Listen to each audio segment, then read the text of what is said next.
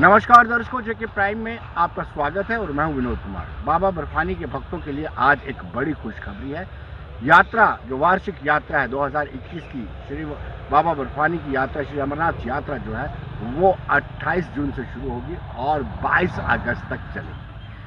हालांकि पिछले साल ये यात्रा नहीं हो पाई, हम सब जानते हैं कोविड-19 का प्रकोप के चलते ये यात्रा नहीं हो पाई थी और उस यात्रा को लाइव जरूर किया गया था। यानी उस बाबा बर्फानी के भक्तों को खुश करने के लिए या उनकी आस्था को बरकरार रखने के लिए इस यात्रा की लाइव आरती जरूर दिखाई जाती थी, लेकिन यात्रा नहीं हो पाई थी। एक साल इंतज़ार करना पड़ा बाबा बर्फानी के भक्तों को। आज एलजी मनोज कुमार सिन्हा की अगुवाई में श्राइन बोर्ड की मीटिंग होती है। इस मीटिंग में ये फैसला लिया जाता है कि यात्रा करवाई जाएगी।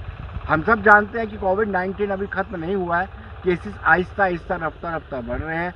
उसके बावजूद भी ये फैसला लिया गया है कि एसओपी को फॉलो करते हुए जिसमें 2 गज की दूरी, मास्क जरूरी और सैनिटाइज करने की बात कही गई है, उसके बीच में यात्रा का शुभारंभ किया जाएगा। आरती भी लाइव होती है और साथ ही साथ में जितने भी जो पहले से जो नेसेसरी एक्शंस लिए जाते थे वो भी लिए जाएंगे और उसके साथ साथ लंगर लगाने की भी अनुमति दी है। लंबी चौड़ी मीटिंग के बाद ये फैसला लिया गया है और ख़ास तौर पर अनंतनाग और गांदरबल जिला प्रशासन की बहुत बड़ी रिस्पॉन्सिबिलिटी, जिम्मेदारी बन जाती है कि वो इस यात्रा को पीसफुली और अच्छे तरीके से कंडक्ट करें।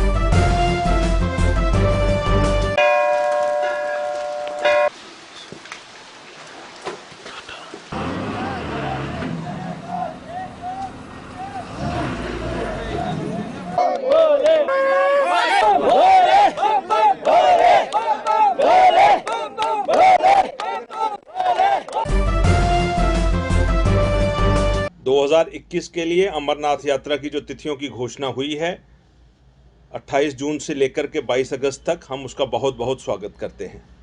इस यात्रा को लेकर के भोले बाबा के भक्तों में बहुत उत्साह है, स्पेशली क्योंकि पिछले साल कोविड की वजह से बहुत सारे भक्त यात्रा करने से वंचित रह गए थे। इस साल हम आशा करते हैं कि एक रिकॉर्ड तोड़ यात्रा होगी और 370 टूटने के बाद पहली बार एक फुल फ्लेज्ड यात्रा अपनी संख्या के हिसाब से पिछले सारे रिकॉर्ड तोड़ देगी। प्रशासन भी इस वक्त जिस तरह से अरेंजमेंट कर रहा है, जो बात हमें अखबारों के माध्यम से ज्ञात हुई है, उस सारे कार्यों के लिए, उनकी सारी योजनाओं के लिए हम उनकी सराहना करते हैं। और ये जो नए उपक्रम जैसे बैटरी कार चलाना 2 मील तक और उसके अलावा बाकी सुविधाएं जो बन रही हैं, उसके लिए हम श्राइन बोर्ड के बहुत बहुत आभारी हैं। और एक बार फिर से मैं आपके माध्यम से श्राइन बोर्ड को भी बधाई देता हूं जो उन्होंने ये शेड्यूल जारी किया है, और भक्तजनों को भी बधाई देता हूं कि यात्रा के लिए वो तैयार हो जाएं। जय श्री राम, जय भोलेनाथ। आज ही के दिन अमरनाथ श्राइन बोर्ड के चेयरमैन और JNK यूटी के लेफ्टिनेंट गवर्नर मनोज सिन्हा जी ने ये एक अमरनाथ श्राइन बोर्ड की मीटिंग की। मीटिंग के अन्य सदस्यों के साथ एक फैसला लिया गया कि इस साल वार्षिक अमरनाथ यात्रा 28 जून को शुरू होगी और 22 अगस्त तक चलेगी। इस फैसले को हम बिल्कुल वेलकम करते हैं कि पिछले कई सालों के अगर देखा जाए अमरनाथ यात्रा, पिछले 2 साल में जब ये यात्रा चली थी, ऑल ऑफ सडन यात्रा को रोका गया था और अब्रोगेशन 370 और 35A के बाद ये यात्रा स्थगित की गई थी। और जबकि पिछले साल ये यात्रा होने जाने की थी, लेकिन पूरे भारतवर्ष में कोविड पैंडेमिक चल रहा था, उसके कारण ये स्थगित की थी। ये अमरनाथ यात्रा यो कि पूरे इस टूरिज्म फ्रेटर्निटी के साथ जुड़े हुए लोग बेसब्री के साथ इसका इंतजार करते हैं, क्योंकि एक गोल्डन पीरियड है। पिछले कुछ सालों से अगर देखा जाए तो पर्यटन के साथ जुड़े हुए लोग जिनका जो बिजनेस बहुत लोअर स्टेप के ऊपर है, लेकिन इन दिनों यात्रा पूरी अच्छी चलने के कारण यहाँ का बिजनेस अच्छा फूलता है। कश्मीर के लोगों का भी बिजनेस अच्छा चलता है, जम्मू के लोगों का चलता है। इसको अब हम बात करेंगे फॉर्मर लेजिस्लेचर्स की। फॉर्मर लेजिस्लेचर्स की वेलफेयर काउंसिल बनी है। उस काउंसिल ने आज पहली मरतबा लंबे अंतराल के बाद मीटिंग की। काजी जलालुद्दीन जो फॉर्मर लेजिस्लेटर है, उनकी अगुवाई में ये मीटिंग की। इस मीटिंग में हर एक लेजिस्लेटर ने मौजूदा हालात पर चर्चा की और सभी ने सर्वसम्मति से कहा कि केंद्र सरकार को जल्द ही यहाँ पे पॉलिटिकल प्रोसेस को शुरू करना है। लोग जो है ब्यूरोक्रेटिक गवर्नमेंट से नाराज हैं, एलिनेशन है लोगों में, लिहाजा एक पॉपुलर गवर्नमेंट होनी चाहिए। डायरेक्टली इनडायरेक्टली उनका कहने का ये मतलब था कि जल्द से जल्द विधानसभा के चुनाव करवाए जाए और जो स्टेट का है वो स्टेटस बहाल किया जाए। और इसके साथ साथ उन्होंने बहुत सारे इशू टेकअप किए, जैसे कि जो माइनिंग का मसला है, लोगों को दिक्कतों का सामना करना पड़े, डेली वेजर सड़कों पर उतरे हुए हैं, धर्मार्थ ट्रस्ट के लोग हड़ताल करें, जितनी हड़तालें चल रही हैं, लोगों को जो दिक्कतें पेश आ रही हैं, भ्रष्टाचार के जो मामले सामने आ रहे हैं, सब पर चर्चा की। ये लेजिस्लेचर पहले सिक्योरिटी को लेकर के करते थे, लेकिन आज वो चाहते हैं कि डेमोक्रेसी पूरी तरह से प्रिवेल करे। आइए देखते हैं क्या कहना है काजी जलालुद्दीन।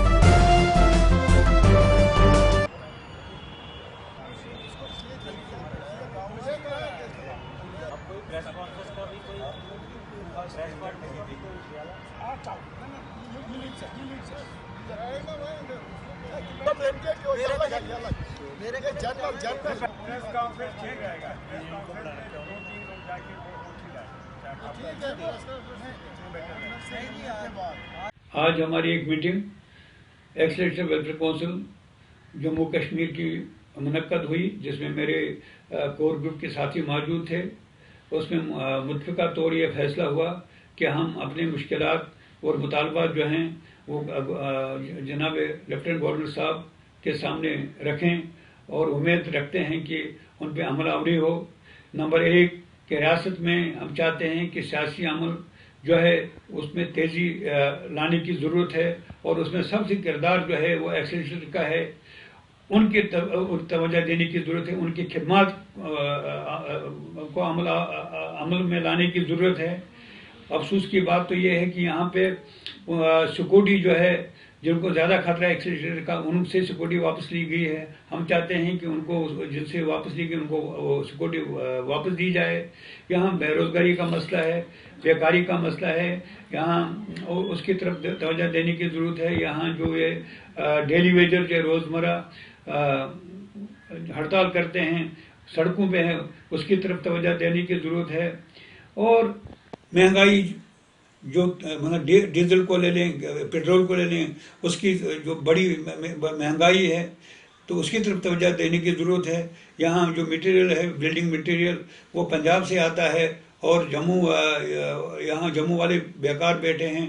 तो हमारी गुजारिश है कि इन बातों की तरफ तवज्जो दी जाए और यहाँ के जो छोटे मसाइल जो हैं उनको हल किया जाए, ये हमारी गुजारिश है। तो इस मीटिंग में फिरदौस अहमद टाक भी थे, जो फॉर्मर MLC हैं। उन्होंने भी कहा कि ये वक्त है, इस वक्त पॉलिटिकल प्रोसेस को, डेमोक्रेटिक प्रोसेस को रिज्यूम किया जाए और जो ब्यूरोक्रेटिक गवर्नमेंट है उससे लोग नाराज हैं। लिहाजा उन्होंने भी इस चीज़ की मांग की है कि जल्द से जल्द स्टेटस बहाल किया जाए और एक पॉपुलर गवर्नमेंट का गठन किया जाए, विधानसभा की चुनाव जल्द से जल्द करवाए। देखिए, वक्त की ज़रूरत है कि हम लोग अपनी पार्टी पॉलिटिक्स से उठकर और अपनी आइडियोलॉजिकल पॉलिटिक्स से उठकर हम लोग एक प्लेटफॉर्म पे आए। मैं मुबारकबाद दूंगा Jammu Kashmir x legislator council को कि उन्होंने ये इनिशिएटिव लिया है। डिफरेंट पॉलिटिकल पार्टीज़ के x legislator, former minister, farmer legislator, farmer जो विधायक हैं, वो सब मिलकर जो है इस वक्त रियासत जम्मू कश्मीर के हालात पे जो चर्चा हुई है और सबकी तरफ से एक साझा जो कंसर्न है वो ये है कि जम्मू कश्मीर में जो पॉलिटिकल प्रोसेस को रिज्यूम करने में डिले हो रहा है, जो ताख़ीर हो रही है, उससे न इस मुल्क को फ़ायदा है न जम्मू कश्मीर को फ़ायदा है। जो करंट डिस्पेंसेशन, जो करंट प्रोसीजर है और जो करंट एस्टेब्लिशमेंट है, ब्यूरोक्रेटिक सिस्टम है, वो एक टेम्परेरी फेज़ है और जितना हम इसको लंबा लेके जाएंगे वो उतना ही इस मुल्क के लिए और जम्मू कश्मीर के लोगों के लिए जो है नुकसानदेह होगा। हमें उम्मीद है कि इस कौंसल के ज़रिए जो इस वक्त मुतालबात किए गए हैं वो कहीं ना कहीं जो इस वक्त डिस्पेंसेशन है, रूलिंग डिस्पेंसेशन है, उनके कानून तक पहुंचेगी और जल्द अज जल्द जम्मू कश्मीर को में दोबारा लोगों को अपनी हुकूमत, अपने चुने हुए नुमाइंदे बनाने का मौका मिलेगा।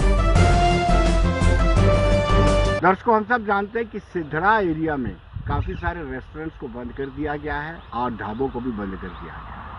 ये कोर्ट के डायरेक्शन पे आज उनको सीज करने जाया जा रहा था। एक जो प्रशासनिक अमला वहां पर पहुंचा, उसका पुरजोर विरोध हुआ और लोगों ने जमकर उसका विरोध किया। अगली कार्रवाई कल की जाएगी, देखते हैं क्या होता है, लेकिन लोगों में रोष बरकरार है। हमारी फैमिली अंदर रहती है।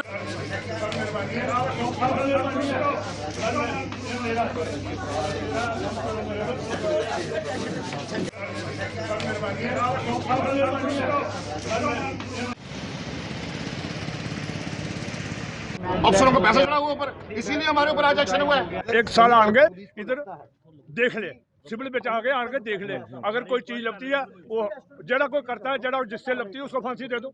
हमें कोई तरह नहीं, जो गलत करता है सवाल ही क्या, अगर कोई ऐसा कर रहा है तो उनके ऊपर होना चाहिए, बाकी सारा बंद सारे कर देना। सारे गरीबों को क्यों मार रहा है?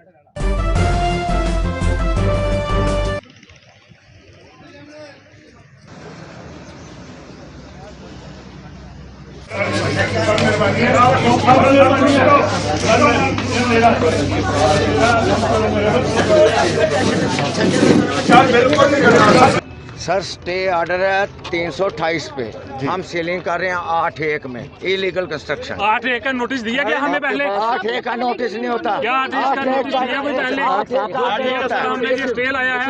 8-1 का ऑर्डर होता है, 7-1 का दिया हुआ है, 7-1 शो कास्ट दिया है, उसके बाद 8-1 में सीलिंग हो रही है। जो आप सील कर रहे हैं, सीलिंग करके ऑर्डर दे रहे हैं ना, पेश भी कर रहे हैं वहाँ सीलिंग का ऑर्डर। कौन सा बताएं इनको ऑर्डर की वजह जो आप बोल रहे हो ऑर्डर वो कहाँ है? ऑर्डर 7-1 ऑर्डर को दिया, हमें दिया इन्होंने, दिखाएं अगर इन्होंने दिया तो। किसी के बाद मालकी में तो है सर, मैं कह रहा हूँ लेकिन आपकी लीगल है कंस्ट्रक्शन 20 साल पहले की बनी है, 25 साल। दर्शकों, 1 साल के बाद थिएटर फेस्टिवल होने जा रहा है, यानी कोविड-19 के कारण कलाकार भी तंग बढ़ गए। हर एक सेक्टर पर असर सीधा कोविड-19 का हुआ और वैसा ही कला संस्कृति पर भी इसका सीधा असर पड़ा। अब अभिनव थिएटर खोल दिया जा चुका है और गतिविधियां शुरू हो गई हैं, लेकिन सोमवार से एक थिएटर फेस्टिवल जो सालाना इजलास रहा करता था, एनुअल फीचर होता था, वो नहीं हो पा रहा था। इस बार सोमवार से एनुअल फीचर होगा और कलाकारों में खासा उत्साह है, क्योंकि कलाकारों को अपनी कला दिखाने का अवसर जरूर चाहिए। आइए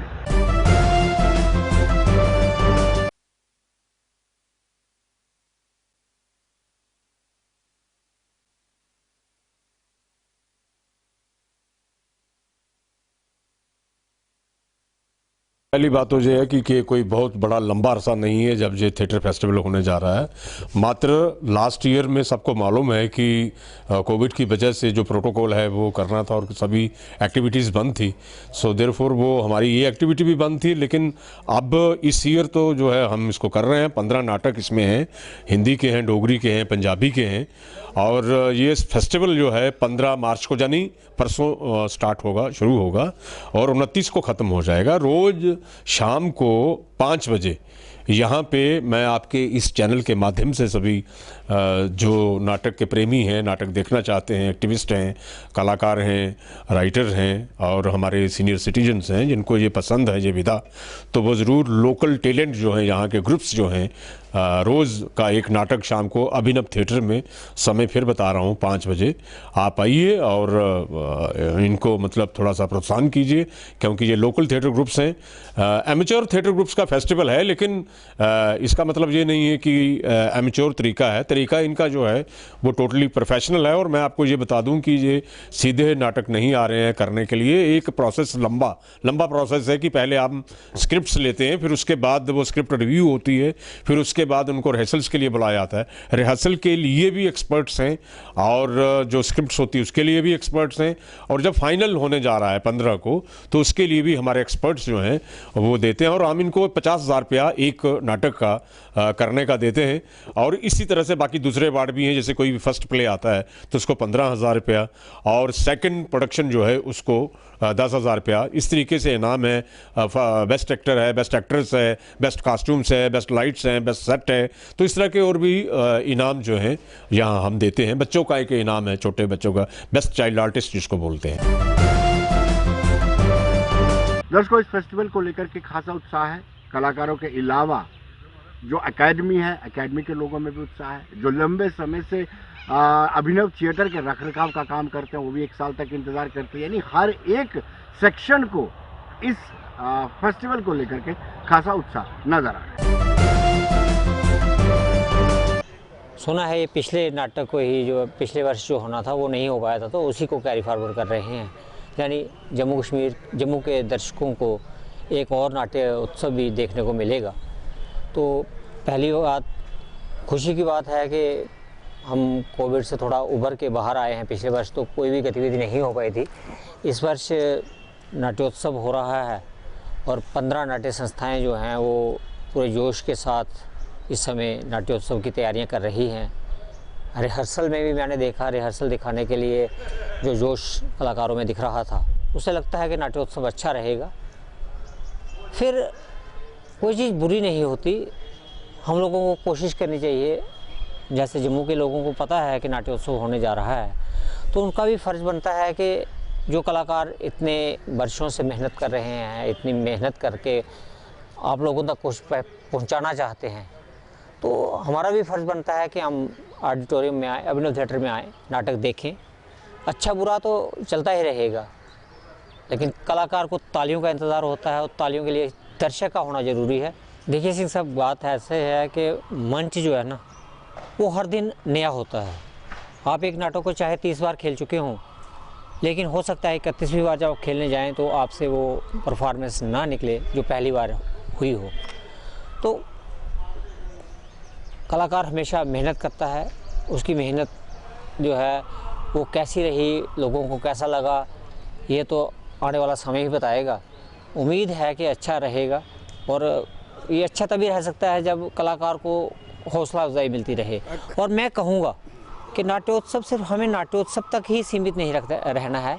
एकेडमी जो मैं देखता हूँ कि साल में एक बार जिसे हम जिला वार्षिक नाट्योत्सव कहेंगे, तो दूसरे ज़िलों में भी जाइए, तलाशिए, वहाँ भी स्कोप है।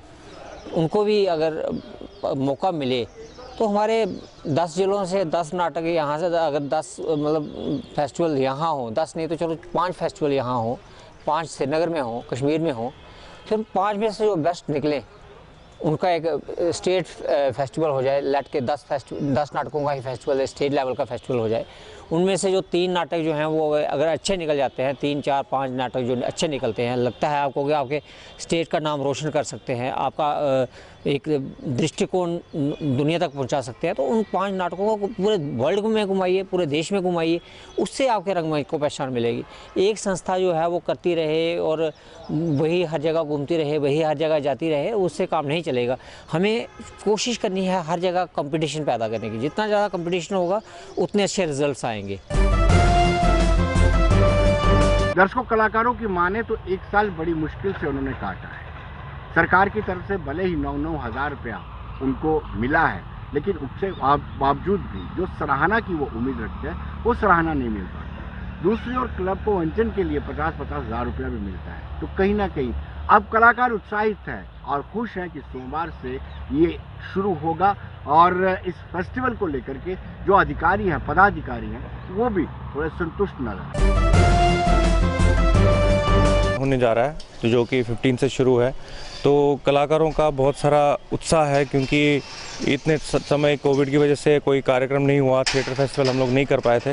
तो ये हम लोग एकेडमी का शुक्रिया अदा करते हैं कि उन्होंने कोविड के बाद, अभी भी कोविड है लेकिन फिर भी उन्होंने ये इनिशिएटिव लिया और आर्टिस्टों के बारे में सोचा, क्योंकि आर्टिस्ट खाना खाने के बगैर ज़िंदा रह सकता है, लेकिन आर्टिस्ट परफॉर्मेंस के बगैर ज़िंदा नहीं रह सकता। तो ये सबसे बड़ा अच्छी बात हुई है कि ये फेस्टिवल हो रहा है। लंबा अरसा, चलो भगवान का, ऊपर वाले का शुक्रिया कि लंबा अरसा नहीं है, ये कोविड की एक चपेट थी जिसमें सब लोग आए, उसमें कलाकार भी आए, बिजनेसमैन भी आए और क्षेत्र के लोग भी आए। लेकिन बहुत अच्छी बात है, ये कल्चरल एकेडमी की एक एनुअल फंक्शन होता है, ड्रामा फेस्टिवल, जो कि जम्मू में भी हो रहा है और कश्मीर में भी हो रहा है। बहुत अच्छी बात है। श्रीनगर में भी काफ़ी लोग सक्रिय तौर पे पार्टिसिपेट कर रहे हैं और जम्मू में भी सक्रिय तौर पे लोग पार्टिसिपेट कर रहे हैं। और जम्मू में कोई 15 ड्रामे हैं अलग अलग भाषाओं के, उसमें पंजाबी है, डोगरी है, हिंदी है, कश्मीरी है। तो एक जोश है यहाँ के ग्रुप्स में, क्योंकि काफ़ी अरसे के बाद, ये कोविड के बाद एक्टिविटी एक जनरेट हुई है और एकेडमी की तरफ से हो रही है। तो बहुत अच्छा इनिशिएटिव हुआ है। इस पे ऑडिटोरियम की भी इनकी तैयारी है, सारा कुछ तैयार है और लोग अपनी रिहर्सल कर रहे हैं। तो मैं इन सब टीम को बधाई देता हूँ ये जो कर रहे हैं, और देखने वालों को और सारे दर्शकों को रिक्वेस्ट करता हूँ कि वो इस दौरान आएँ और कोविड-19 के जो रूल्स हैं उसको मद्देनज़र रखें। उसमें एकेडमी भी इनिशिएटिव ले रही है, जैसे सैनिटाइज़र का, मास्क का और सोशल डिस्टेंस का।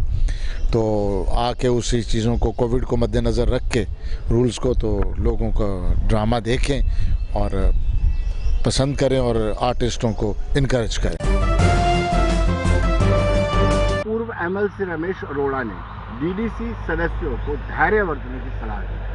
उनका कहना है कि सरकार पूरी तरह से आपके साथ खड़ी है, पार्टी भी चाहती है कि आपको पूरे राइट्स मिले, क्योंकि आपका रोल यानी डीडीसी सदस्यों का रोल विकास में बड़ा अहम रहता है और इस अहम रोल को अहमियत दी जाएगी, जिसको लेकर के डीडीसी सदस्यों को, वाइस चेयरमैन, चेयरमैन को धैर्य बरतना होगा। ये रमेश अरोड़ा का कहना है।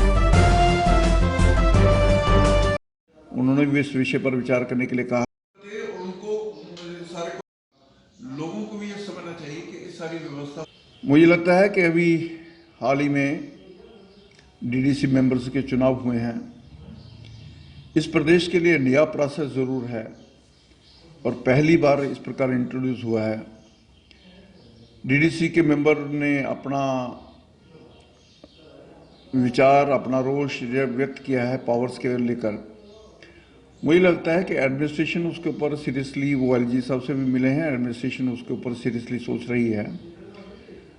उसको मुझे लगता है कि यूटीज़ की जो तर्ज है उसमें, जैसे हमारे यहाँ मॉडल अडॉप्ट किया गया, तो यूटी का जो मॉडल अडॉप्ट किया गया उसी तर्ज पर उसको डिफाइन करने की ज़रूरत है। तो मुझे लगता है कि इस प्रोसेस में मेंबर्स को भी थोड़ी पेशेंस रखने की ज़रूरत है कि इस एक्सरसाइज को एडमिनिस्ट्रेशन सीरियसली कंप्लीट करने जा रहा है और नई होने के कारण, प्रोसेस होने के कारण, कई बार नया प्रोसेस होने के कारण ये बेसिकली पंचायत का सेटअप और उसके और एमएलए सेटअप, लेजिस्लेशन जिन्होंने फॉर्मेट करना है, लॉज बनाने हैं और जिन्होंने इम्प्लीमेंट करना है डिस्ट्रिक्ट लेवल पर, ये उनके बीच का सेटअप है। यानी कि एक प्रायर टू एमएलए, जिससे कि लेजिस्लेशन की पावर जो है उसे छोड़ दिया जाए, तो डेवलपमेंट की पावर जो है डीडीसी मेंबर्स के पास रहती हैं। उसके अनुसार मुझे लगता है कि उनकी ड्यू स्टेटस, ड्यू सारी चीज़ों का ध्यान रखा जा रहा है, रखा जाएगा भी। दर्शकों, लीकर ट्रेड की बात करें तो कहीं ना कहीं आबकारी विभाग की नीतियों पर पैंथर्स पार्टी ने सवाल उठाए हैं। पैंथर्स पार्टी के नेता हर्षदेव सिंह ने एक प्रेस कॉन्फ्रेंस किया है। उस प्रेस कॉन्फ्रेंस में उसने साफ कहा है कि आबकारी नीतियां जो है जम्मू के विरोधी हैं। उन्होंने कहा कि 74% से ज़्यादा रेवेन्यू जो है जम्मू से जनरेट होता है और बाकी रेवेन्यू कश्मीर से जनरेट होता है। कश्मीर में मात्र 4 दुकानें हैं, इस जम्मू में 200 से ज़्यादा दुकानें हैं। डेलीबरेटली एक अटेम्प्ट किया जा रहा है, जम्मू के खिलाफ एक साजिश रची जा रही है। ये हर्षदेव सिंह का कहना है। जम्मू को निचोड़ा जा रहा है। इस वक्त जो रेवेन्यू रियलाइजेशन हो रही है टैक्सेस के माध्यम से, उसका 76% हिस्सा जो है वो जम्मू से इकट्ठा हुआ। ये आंकड़े असेंबली से हमने इकट्ठे किए कि टोटल टैक्स कलेक्शन में जम्मू का शेयर 76% है, मात्र 24% जो है उस तरफ से आता है। अगर आपको शराब बेचकर रेवेन्यू इकट्ठा करना है तो दोनों रीजन्स में आप क्यों नहीं करते हैं? शराब पिलाकर जम्मू के लोगों को आप ये समझते हैं कि आप यहाँ जो है वो पैसा इकट्ठा करेंगे, तो ये एक अपने आप में जाति की सबसे बड़ी मिसाल होगी। जो टैक्सेस पहले ही जम्मू से इकट्ठे किए जा रहे हैं, जिनका मैंने कहा 76% शेयर है, उसमें जीएसटी, उसमें एक्साइज ड्यूटी, उसमें पैसेंजर टैक्स, उसमें टोल टैक्स, उसमें एक्साइज ड्यूटी, उसमें वैट, उसमें मोटर स्पिरिट टैक्स और दूसरे टैक्स शामिल हैं। और टैक्स यहां से इकट्ठे करने के बाद सौगात जो है वो कश्मीर को दी जाती है, बार बार दी जाती। कितने ही ऐलानात 370 के हटने के बाद भी कश्मीर के लिए किए गए हैं। मुलाजमत देनी हो तो कश्मीर में। दर्शकों, अखिल भारतीय सफाई कर्मचारी संघ ने भी सरकार को सीधी चेतावनी दी है। 15 तारीख तक का अल्टीमेटम दिया है कि 15 तारीख तक अगर उनकी मांगों को माना नहीं किया तो वो आने वाले दिनों में यानी 16 से बेमियादी हड़ताल पर जा सकते हैं। उनकी डिमांड यह है कि उनको रेगुलराइज किया जाना चाहिए और बाकी भत्ते भी उनको दिए जाना चाहिए जैसे बाकी मुलाजमों को दिए जाते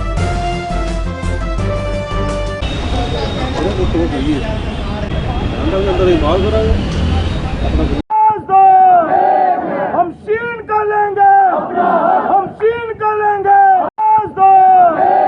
हम शीन कर लेंगे, हम शीन कर लेंगे। जो आपने यहाँ चार्टर ऑफ डिमांड दिया हुआ है उसको जल्द से जल्द पूरा किया जाए और इसके साथ साथ जो हमारी कॉरपोरेशन है और म्यूनसिपल कमेटी कश्मीर में है वो भी 17 तारीख से वो भी नोटिस में देने जा रही हैं। इसलिए हम अपील करते हैं फिर आपके माध्यम से सरकार से कि जो हमारी जेन्युइन डिमांड्स है उसको पूरा किया जाए। डिमांड जो है जो 7 साल कवर कर चुके हैं उनको रेगुलराइज किया जाए और जो 2.5 दिन की वेतन है उसको लागू किया जाए। SRO 43 के केस है उनको रीएग्जामिनेशन है, ऐसी चार्टर डिमांड है हमारा जो हमने ऑलरेडी दे चुके हैं, प्रशासन को दे चुके हैं हम। फिर आपसे माध्यम से जो हम अपील कर रहे हैं गवर्नमेंट से कि हमारा जो ये मसला है पूरा किया जाए ताकि सफाई व्यवस्था जो है बनी रहे। गर्मी का मौसम है, बहुत बुरा हाल है कंडीशन, इसलिए जो हम अपील करना चाहते हैं।